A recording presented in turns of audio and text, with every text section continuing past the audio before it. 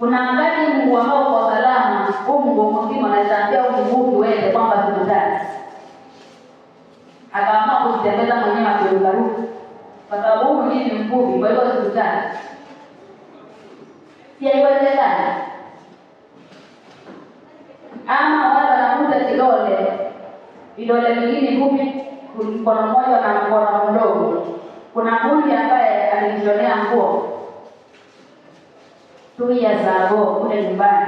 Nilikuwa namuona alikuwa bado msichana mdogo. Alikuwa na mkono ambao haukumea vidole. Yaani iko hivi. Lakini ni fundi wa kushona. Na huu mkono hauwezi fanya bila huu. Kwa sababu huu una vidole hakuna. Ni kweli. Hiyo inafunza nini? Kuambiwa kwamba kidole mguu hauwezi ambia mkono sikutaki, ama kama mkono una uwezo hauwezi ambia huyu mwingine kwamba sikutaki. Kama sisi Wakristo tunafundishwa ya kwamba tuvumiliane. Usifanye mwingine akwazike kwa kile kitu anachokifanya hata kama asielewi. Hivyo ndivyo ilivyo ndani ya vipawa vya Roho. Kama kanisa, mwenzako ukiona anajaribu usimkwase, badala yake mwakilie ili aweze kuendelea kujua kile anachofanya. Awe pale. Na ukiangalia kuna mmoja wetu ambaye ni pale. Hata mimi tunaanza tena kuwafundisha si kwamba mimi niko na uwezo zaidi kuliko wewe, ama naweza kufundisha zaidi ya kile wewe unafundisha. Utashangaa sana zaidi utasema kwamba mimi siwezi kufundisha hivyo. Usiangalie watu. Kuna watu tu wanasema hivi. Lakini unapochukua hatua ya kwamba naweza, utaanza saa zingine ukae kama wapiga story, lakini mtu wakufundisha. Utasoma Biblia utabarikiwe, utaenda kusema nini, lakini utasoma tu. Na kama unapoendelea kupractice ama unaendelea kufanya kwa ujasiri, hivyo utakuja kuwa perfect. Na hata kama utakuwa perfect, lakini utakuwa unaweza kuwa na ujasiri mbele ya watu na kuwaambia. Itapokuwa katika watu nao waambie kuna mwingine anasikia kwamba yeye anaweza kufundisha zaidi ya mtu anayefundisha. Ni kweli. Hivyo ni kama vile uongozi. Unakuta kuna wengine anaona kwamba nikipewa hii nafasi, ijapokuwa nafasi yake yako nayo inamshinda. Lakini sasa anaona hii mwingine anapewa nafasi zaidi ya yeye. Na akiweka hiyo nafasi ambayo mwingine hapo, itakuja naye mshinda hata kuwa nini ataleta. Hilo neno lilikuwa langu mimi kulisikia. Wakati napofundisha neno, kubali Roho wa Mungu pia asikufundishe. Wakati ukifundisha wakati na ubiri mbele yako, unanisikiza na kuambia kwa yangu, lakini kama unaruhusu Roho wa Mungu akusaidie, unapata ufunguo pia zaidi. Mungu anakueleza, Roho wa Mungu anakueleza kwa undani kile ambacho kinafundishwa. Kwa hiyo ndio muhimu wa kuachilia Roho wa Mungu akusaidie kufundisha kandi unapofundisha. Maana mimi naongea yale Roho ananiongeza nikwambie, lakini huyo yote anaongea ndani yako na yeye kuruhusu na uwezo wa kuongeza na kufafanulia zaidi. Maana kama leo utasimama hapa au mambo kwa hiyo neno vizuri, maana Roho ndio amemwelekeza kwa hiyo neno. Ndio kama kile maana hiyo msalimo unaweza kufundisha hata mzima. Maana kuna mafundisho tofauti duniani. Wanaweza kusubiri. Kwa nini naelekea mbele hivyo? Lakini nimehisi ya kwamba ni wakumbushe kushika neno. Ukisikia utafakari kwa undani na kufikiria neno likafundisha na usifanye kama vile kusema hilo neno halina msaada kwako. Ndio maana wakasema imani bila matendo ni ngumu. Kwa hivyo neno bila kutenda haliwezi kusaidia. Tujifunze kunena. Mimi ndio naanza kufundisha. Ninakuwa kama mwingine kwa sababu aliyepigwa hapa anaanza story. Mpaka nikampeleka kumuuliza baada ya kusema huyu kweli alikuwa anafundisha story yake iko inaeleza tena na kufikia bana ama anaweza kufunzwa Alianza stori zingine ambazo hata sikuelewa mpaka nikaanza kusema. Alafu kwa hiyo unakuja mtu anataka kuanza kuchanganyikiwa. Basi Mungu anasema kila kitu zaidi ili upatie utukufu. So nilimwangalia kwanza, unaambia atasema kwanza kitu cha kwanza ni shangwe. Wakati mtu wa Mungu amesimamishwa hapa mbele, au ni mtoto au ni mama au ni mzee au ni kijana, halafu umwangalia umdharau, hata kana nani gani hauwezi kusikiliza neno. Hata kama nilikuwa nimesikia wewe. Kwa nini? Umeanza kwanza na kumdharau. Kwa hiyo mdharau yule anaye ndani yake. Sasa mpaka unaporealize kumbe nimekosea utubu, ndipo atakaposaidia. Na mimi hiyo nilifanikiwa. Nilikuwa kwa mtumishi wa Mungu kwa kuwa niliona nilidharau kwa kile anaanza kuongea, kama hata ana mpango kuhubiri, kama yeye anataka story. Kweli. Alipofika wakati wa kuhubiri, nikarealize kumbe nilikuwa ni mtumishi wa Mungu alikuwa anafanana hivi. Alafu nikaondoka nikumusha, unajua shamba langu. Wakati alikuwa anaendelea kuhubiri, nilihisi moyo wangu kwa nilihisi roho yangu kula tunashikana kama yaani niko hata pale tunaangalia mtu mnasikia na kufurahi, lakini mimi nilikuwa sikii chochote. So nikaangalia kitu tunapokea, nikasikia mtu nikakumbushwa kwa kuwa unaanza kumdharau. Umeanza kumdharau kwa kipaa, ulikuwa umeanza na kumdharau. So nikadudu. Nilipodudu nilipokea neno. Nilisaidia. Maana kuna mambo aliniombea na yanafanyika mpaka leo. Yamekuwa yamedhihirika. Yalipata kudhihirika ndani ya maisha yangu. Kwa nini? Nilielewa Mungu alinisaidia kwa sababu nilikuwa nazungumza roho wa Mungu anisaidie. Maana nilikuwa tayari kupokea, lakini kwa vile sijasikii kupokea, nikajisikia kwa nini roho wa Mungu anizungumzia. Na mimi nikafanya nikatubu. So wakati mtu amekuja mbele kuhubiri, kishamdharau wewe, utakuwa ni kama anapiga kelele. Hata hiyo kelele utasikia. Utakuwa ndio maana utakuwa maana kuna kitu inaenda. Bwana Yesu asifiwe. Kwa hiyo mimi wakati kwanza alikuwa anafundisha, nilikuwa na concentrate. Na nilikuwa nasikiza roho wa Mungu bila kusema. Na nilikuwa nishamba roho wa Mungu anisaidie kupokea. Bwana Yesu asifiwe. So leo nataka kuzungumzia tu mstari ambao ni rahisi kwa watoto wa Sunday school. Tulikuwa tunasomea tangu tukiwa wadogo, lakini sikuwaipata ufunuo wa hiyo mstari. Sikujua ina maana gani kwa. Ni kweli ni mstari wa Biblia, lakini haijawahi kunishika. So wakati nilikuwa na Friday nasema nilikuwa sijafikiria kile ambacho nataka kufundisha. So kwa Biblia na nikaomba Mungu anipe neno la kuambia watu wa Mungu. Nikafungua Biblia wewe, si kwamba sina maneno ya kufundisha, si kwamba sina mafundisho niko nayo mengi, lakini hakuna ambalo nimeangalia linakuja. So hii kitabu niliandika kitambo ni notebook. So nilipokuwa nimeshika hii kitabu nikakuta Biblia na nasi watu nikachukua hii kitabu nikawa naangalia mafundisho ambayo nilifunzwa tarehe 26 mwezi wa kwanza mwezi wa mwaka wa 2025 ambayo ilikuwa ni ya Sunday school. Waefeso mstari wa 10, maana tukazi yake tuliumbwa katika Kristo Yesu tutende matendo yake mema. Hiyo hapana. Nikakuja Pastor Joseph alifundisha tarehe 18 mwezi wa 5 tarehe 25. Faith is not limited by distance. Hapana. Nikaachana na hiyo. Nikaona tarehe 18 mwezi wa 5 nilifundisha Sunday school wa Filipi 4 mstari wa 4.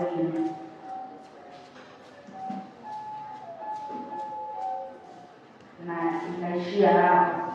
Hapo chini nilikuwa tena tarehe 3 mwezi wa 8. Nika nachukua hii kitabu na kipenda nilikuwa nachukua kubaika. Sijui. Sasa hizo ndio nilikuwa nimeshaandika hapo.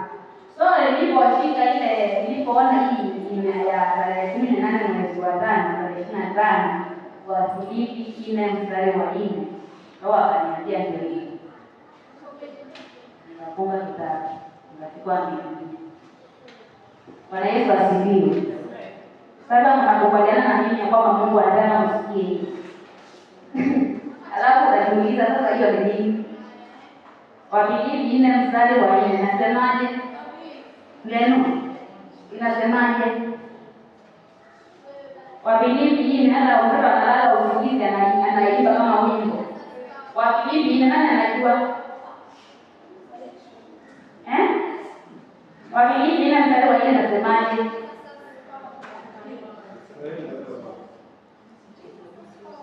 Najua kwa nikakao.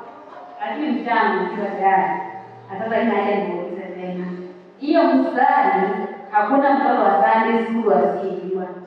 Furahini katika Bwana siku zote. Tena nasema furahini. Iko hivi.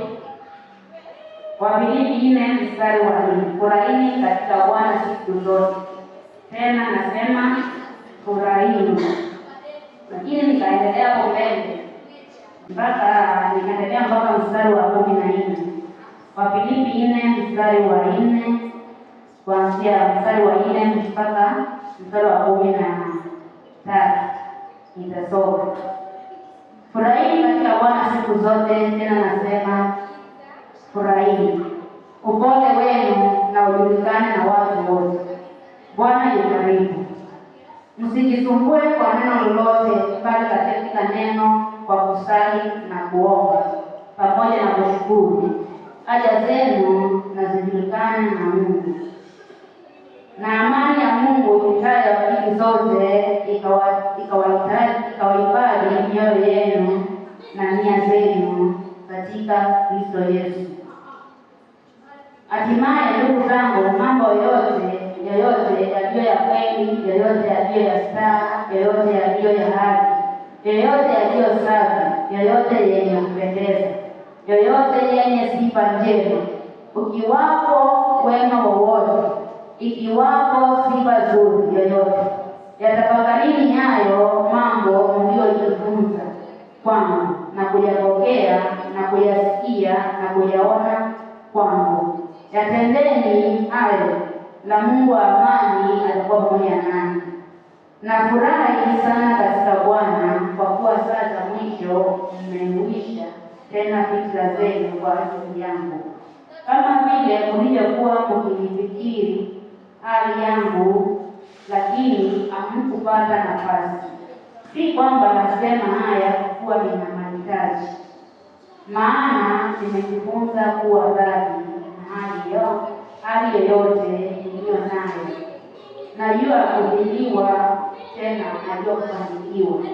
Katika hali yoyote na katika mambo yoyote nimefundishwa kushiba na kuona njaa, kuwa na vingi na kupungukiwa. Na yaweza mambo yote katika yeye anitiaye nguvu. Bwana Yesu asifiwe. Nasema tunajifunza kuhusiana na kufurahia katika Bwana. Wafilipi 4 mstari wa 4. Furahini katika Bwana siku zote, nami nasema furahini. Mara nyingi ukisoma katika kitabu cha Wahubiri, tunaambiwa kuna wakati na nyakati za kila jambo. Hiyo ni Wahubiri mlango wa 3. Kuna wakati wa kulia, kuna wakati wa kucheka, kuna wakati wa kuomboleza, kuna wakati wa kusherehekea, na hiyo zote ni sawa. Na nyakati hizi zote zinakuja kila kwa wakati wake. Lakini furaha ni wewe unayejipatia, ama unayeamua kwamba unataka kufurahi ama unataka kufurahi. Kwa nini nasema hivyo? Kuna watu ambao wamepewa na Mungu kila kitu wako nacho, lakini hana furaha ya moyo.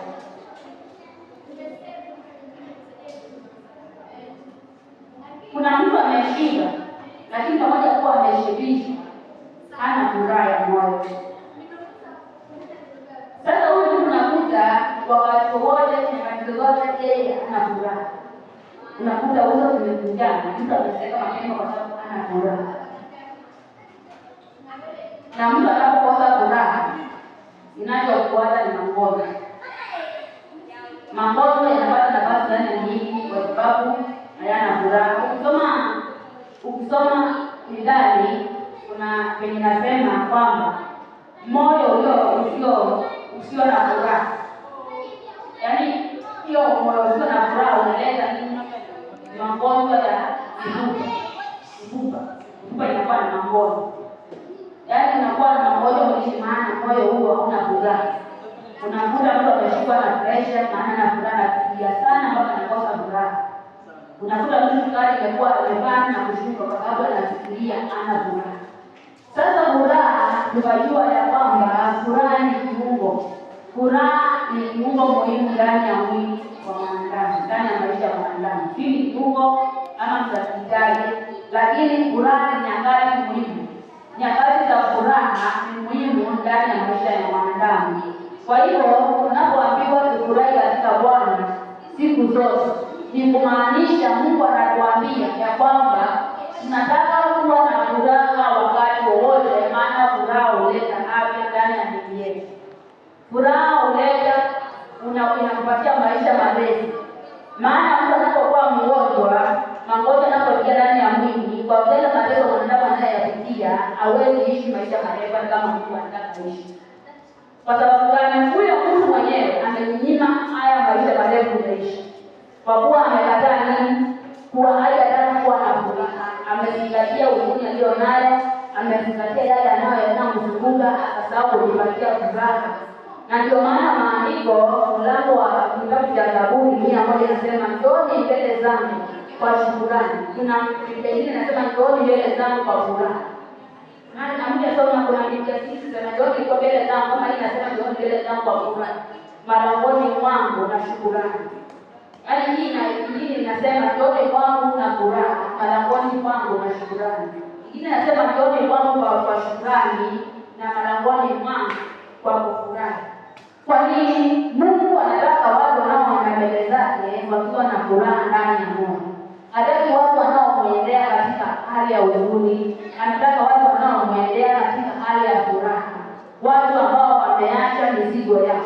Hiyo ndio kufundisha kwamba wakati unapokuwa katika furaha, kumaanisha si kwamba kuwa na furaha una chakula kizuri, si kwamba hivi watu wanaoambiwa ile na leo nakuwa na mambo mazuri ama mazuri ama mbali ama mambo makubwa wanayotamani. Hapana, hii furaha tunayoambiwa ni furaha tunayoitafuta baada ya kuwa tumemkabidhi Mungu mizigo yetu.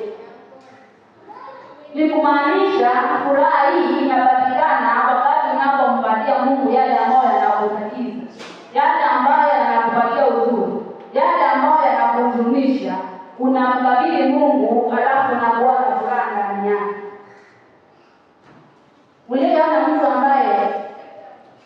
Uliona wakati mtu anapokuwa akuja kwako, pengine hiyo siku ulikuwa hivi, unatoka na kula nini na kukuletea ugali. Nini ubadilika? Ulikuwa sasa hiyo una huzuni nyingi, maana ulikuwa kwa nini, lakini watu wanasema ugali simu. Furaha inafanya nini? Inaingia. Kwa nini imeingia? Kwa sababu huyu mtu amekuondolea kitu muhimu, kitu ambacho kilikuwa mbaya, kitu ambacho kilikuwa kimekukosesha furaha, kitu ambacho kilikuwa kukuhuzunisha, amekishughulikia. Ndio maana furaha imeingia ndani yako. Bwana Yesu asifiwe. Furaha ni lazima mtu kutafuta katika mambo yanayofurahisha. Furaha mara nyingi inatokana na mambo yanayopendeza. Mfano Paulo, furaha yake ilitokana na udugu. Ilitokana na udugu na wapendwa wakiwa wamesimama imara katika Bwana.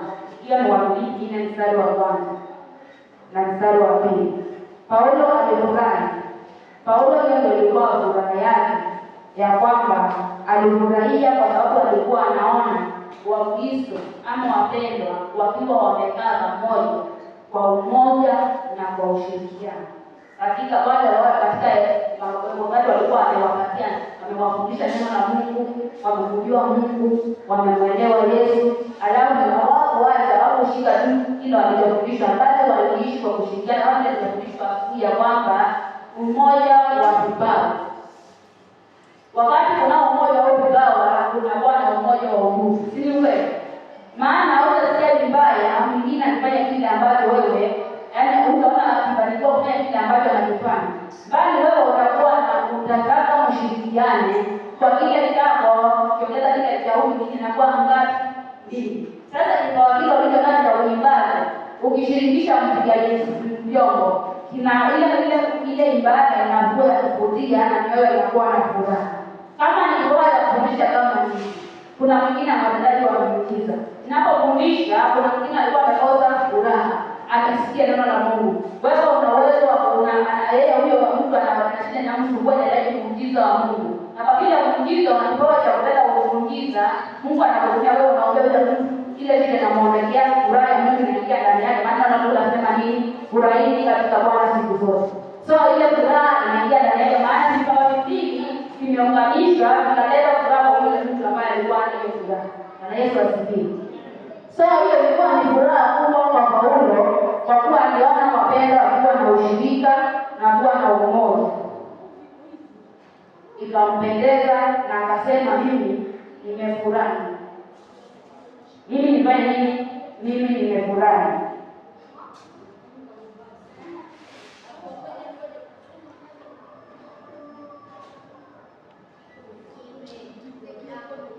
Bwana Yesu asifiwe.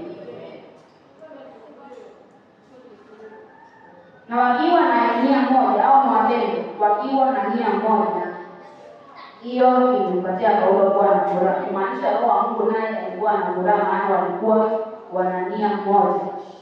Mungu naye alikuwa na furaha, maana wana nia moja. Nao wao wapendo nao walikuwa na furaha, maana walikuwa na nia moja. Ni kama vile unapoenda katika jamii na kuta, kila mmoja na mambo yake, na kuna mtu anataka kushirikiana na mwingine.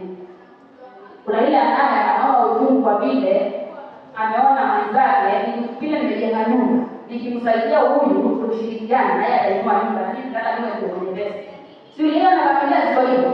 Sana katika familia ile mtu mwenye pesa nyingi, mwenye amefanikiwa sana, ni wachache sana ambao wanatamani ndugu zake wafanikiwe.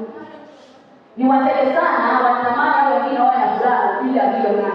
Kwa hivyo wengi wanatamani wao wakati wako juu ndio anatamani furaha ambayo nao wengine wanabeba chini.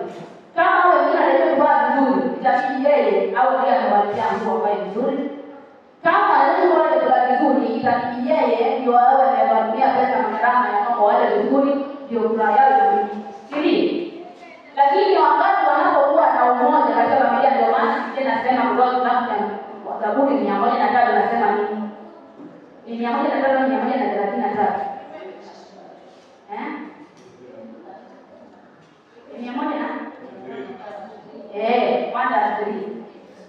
Umoja wa ndugu inamfurahisha Mungu. Ndugu anapokuwa na umoja, ni kama mafuta yanapotoka nini katika kichwa cha Haruni na teremka kwa ndani mwake hata katika mavazi yake. Maana yake ni nini? Baraka za Mungu azida katika maisha ya wale watu ambao wanakaa katika pamoja.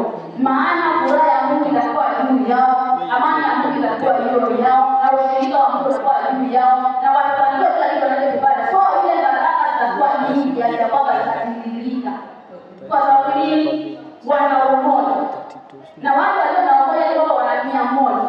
Kwamba nataka vile mimi nimeinuliwa, ndugu yangu ainuliwe, na huyu naye mwenye kuinuliwa, naye anataka huyu ndio wao ainuliwe, na mwenye kuinuliwa naye anataka mwingine ainuliwe. Na unataka kuongea, kuna watu wanaiona kitu. Wanaitwa Wakikuyu.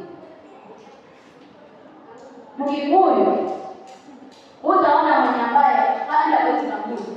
Nenda kwa hizo kampuni kwa uenda uhesabu Wakikuyu na wale wamejua hizo kampuni. Na kama ayuka katika tabaka, ayuka katika nafasi ya kukomandiwa, sifanye hivi. Yeye anapata nafasi kule juu. Au kuzunguka na kiti. Na kwa sababu hiyo hapo chini, yeye amwakili yake kwa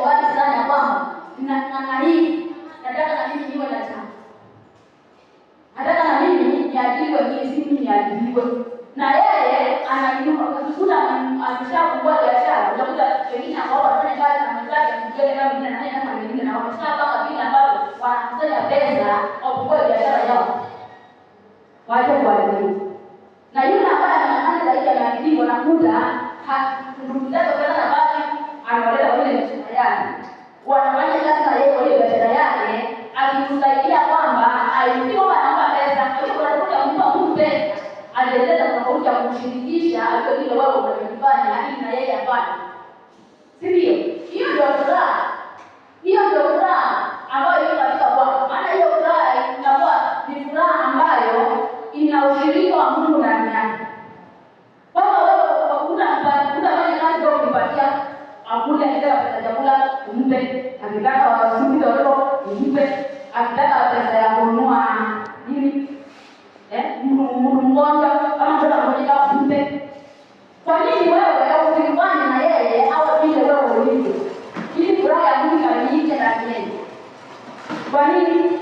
Kwa sababu mtu ambaye anataka furaha ya Mungu ikamilike ndani ni yule ambaye anataka kukupatia kila unachotaka akupatie, lakini hataki wewe uwe juu yake ama ukaribie yeye au usitegemee. Anataka wewe uendelee kumpa, ili furaha yake ikamilike kwamba mimi ndio juu, wengine ndio furaha ya Mungu. Hiyo sio furaha Mungu anaongelea hapa. Ile furaha Mungu imekamilika ile ni kuweka kwa vingi kuinua. Muonyeshe kile wewe unaweza fanya na yeye afanye. Ili furaha Mungu ikamilike katikati yenu. Atakuwa na yeye wakati unapomuinua, ataelewa kwamba mimi ni watu wa sababu mtu gani alimfanya nini yake. Na kama na yeye ni mtu mzuri, atasema na mimi nataka niinue mwingine awe vile mimi ndivyo na mimi. Au naye ndio mwingine. Hata nakuta tuna umoja na kuna udugu. Maana wakati mnapokutana kwa sherehe, Christmas ikifika, mwanasema kwamba tunashinda muzikani. Hakuna mtu anasema sasa mimi ndio wake muzikani. Sina hata uwezo wa muzikani. Hapana, hakuna mwingine anasema kwamba hata mimi siwezi afanye hilo kazana hapana. Yaani unakuwa kwa furaha kwa sababu ni mwana na furaha ya Mungu kwa katikati yenu. Sasa hiyo furaha ya Mungu inakuwa katikati yenu kwa kuwa mmeshainuana. Unaposema ni msitaki hakuna mtu analalamika. Kwa nini mliinuana?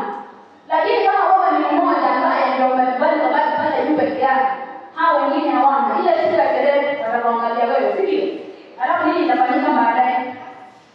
Utaanza kufikiria kwamba mimi natumika sana.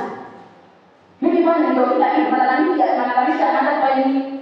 Yanaanza kuingia kwa moyo wako, na yuko lalamika unaleta uzuri, na kuleta uzuri unaleta magonjwa nini? Ya miguu.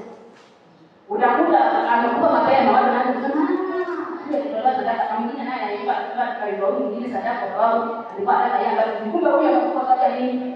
Kwa sababu ya kuhuzunika kwa vile yeye kila kitu anaona ni anategemewa. Yaani kwa sababu anataka kula mbuzi mpaka mimi ninunue mbuzi. Nimepaka unga, nimepaka mchele, mpaka ninunue mafuta na wao hakuna mtu anataka. Kwa nini wao ndio wanaona? Wewe unapanda maji pale juu unataka wapi? Hapa chini. Sasa unakuta hajakuwa mnasherehekea lakini hakuna furaha. Maana huyu hajakuwa nimetoa hii kuliko huyu. Nimefanya hii kuliko hii. Mimi nafanya hivi. Hii bwana mimi nafanya hivi. Sasa iko hivi. Sio wewe.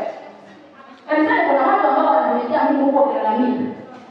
Bwana mimi ndio huyu. Maana mimi ndio mimi.